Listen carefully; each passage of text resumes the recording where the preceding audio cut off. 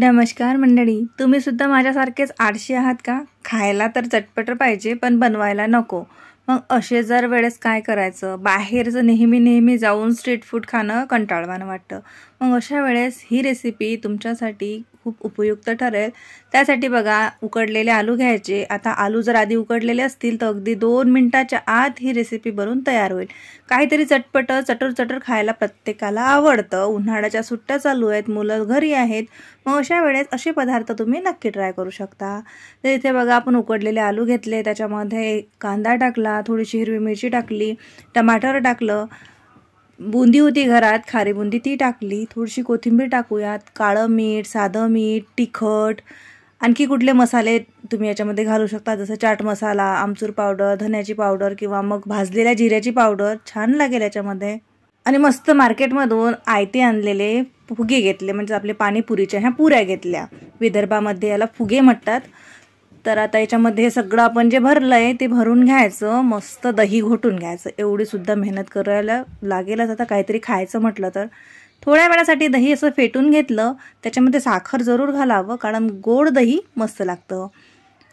आता वरतून थोडंसं कांदा वगैरे घालूयात, काहीतरी चटपट दिसायला पाहिजे ना. इकडे बघा, टोमॅटो केचप, इमलीची चटणी, हिरवी चटणी घरात असेल नसेल तेवढ्या चटण्या याच्यावरती घालायच्या. जगभरातले मस्त चटरपटर मसाले घालायचे, बनवलेलं गोड दही घालायचं आणि सर्वांची क्वांटिटी आपल्या चवीनुसार कमी जास्त जरूर करावी. भरपूर दही आवडत असेल तर दह्याची क्वांटिटी जास्त करायची. हिरवी चटणी, इमलीची चटणी सगळं आपापल्या हिशोबाने घालायचं. मस्त वरतून शेव घालायचे, खारी बुंदी घालायची, छान क्रंचीनेस येतो, दिसायला सुंदर दिसतं. आणि जेव्हा आपण असे पदार्थ घरात ट्राय करतो ना, तेव्हा मुलं अगदी म्हणजे त्यांचा एका जागेवर बूट टिकतच नाही. झालं का मम्मी? वाव, काय मस्त दिसतंय.